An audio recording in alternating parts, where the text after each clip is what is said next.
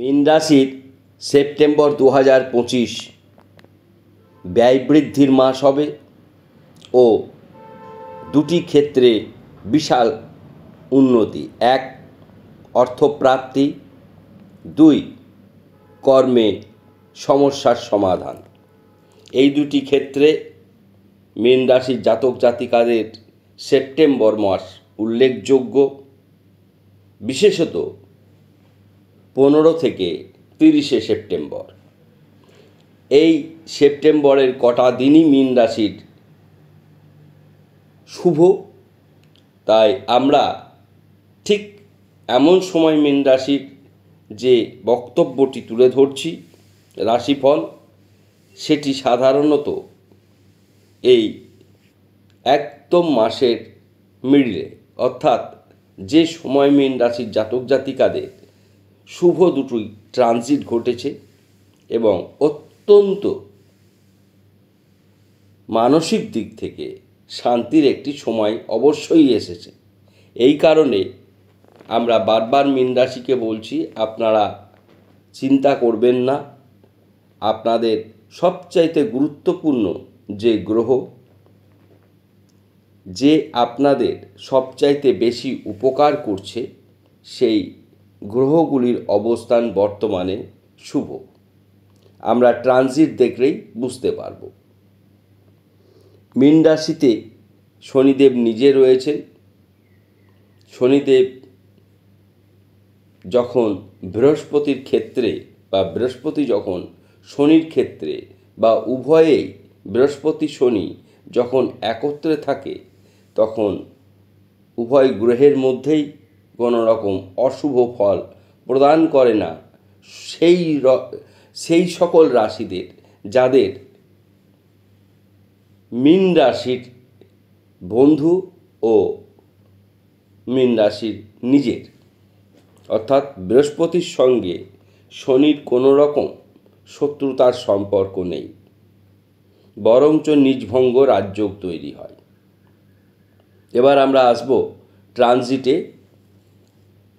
যেখানে শনিদেব মীন রাশিতে রয়েছেন, মিথুন রাশিতে বৃহস্পতি, কর্কট রাশিতে চন্দ্রদেব রয়েছেন, শুক্র কেতু সিংহ রাশিতে, বুধাদিত্য যোগ তৈরি হয়েছে কন্যা রাশিতে,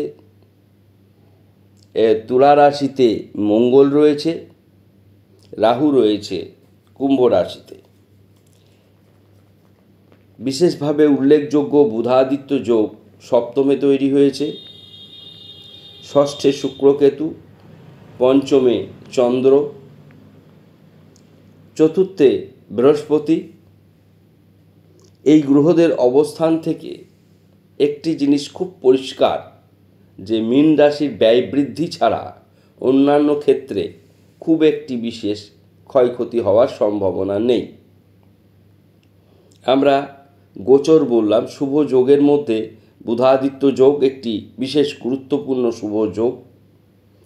বিচার এবং বিশ্লেষণ যদি করি, তাহলে তনুভাবে শনির অবস্থান শারীরিক ও মানসিক দিক থেকে ভালো অবস্থায় থাকবে। কেননা বারবার আমরা এই কথা বলেছি, বৃহস্পতির ঘরে শনি থাকলে সেখানে অশুভ ফল প্রদান করে না। ধনস্থান অতি শুভ। ভ্রাতাভগ্নী ক্ষেত্রে কোনো গ্রহ নেই, ভ্রাতাভগ্নী সম্পর্ক অটুট থাকবে, ভালো থাকবে। মা বাবার শরীর শুভ, শিক্ষা অতি শুভ, সন্তান শুভ। শুক্র কেতু একসঙ্গে থাকায় কিছুটা গুহ্য রোগের ক্ষেত্রে সমস্যা দেখা দিতে পারে, রেকটামে কিছুটা সমস্যা হতে পারে এবং প্রোস্টেট গ্ল্যান্ডেও কিছুটা প্রবলেম হতে পারে। এবার আমরা সপ্তম স্থানে বিবাহ ক্ষেত্রে প্রেম বিবাহ দাম্পত্য অতি শুভ।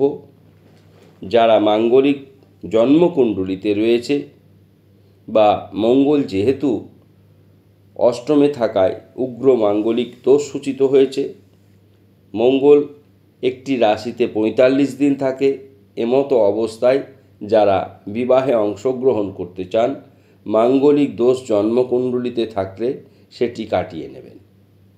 ভাগ্য অতি শুভ, কর্ম অতি শুভ, আয় শুভ, ব্যয় বৃদ্ধি হবে। আইনি কোনো জটিলতা থাকবে না।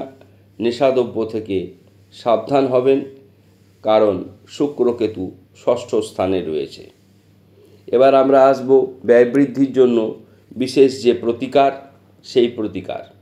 মীন রাশির জাতক জাতিকারা হলুদ বর্ণের পোশাক আশাক বেশি পরবেন।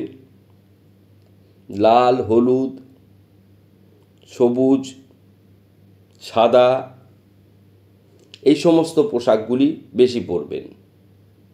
কালো, ধূসর, নীল এই তিনটি বর্ণের পোশাক কম পরবেন। বৃহস্পতির ইষ্টদেবী দেবী তারাকে প্রত্যহ প্রণাম করবেন। ঘুম থেকে উঠেই তারাকে দর্শন করবেন। পারলে ডাইনিংয়ে দেবী তারার একটি ছবি রাখতে পারেন। মা তারার বীজ মন্ত্র আমরা অনেকবার বলেছি, এখানে আবার বলে দিচ্ছি। ওং শ্রীং হ্রিং স্ত্রিং হুং ফট। ওং শ্রীং হ্রিং স্ত্রিং হুং ফট এই মন্ত্রটি স্নান করে 18 বার করে করবেন। সব কিছু সমস্যার আপনাদের সমাধান হবে। যারা আর্থিকভাবে কিঞ্চিত ভালো অবস্থায় রয়েছেন তারা ইয়েলো সাইট্রিন ব্রেসলেট পরতে পারেন, গোল্ডেন টোপাজ পরতে পারেন, 5মুখী রুদ্রাক্ষ ধারণ করতে পারেন। অনুষ্ঠান ভালো লাগলে অবশ্যই মন্তব্য করবেন। যারা ইউটিউব থেকে দেখবেন শেয়ার করবেন, সাবস্ক্রাইব করবেন। ফেসবুক থেকে দেখলে ফলো করবেন, মন্তব্য করবেন। সকলেই ভালো থাকুন। ধন্যবাদ।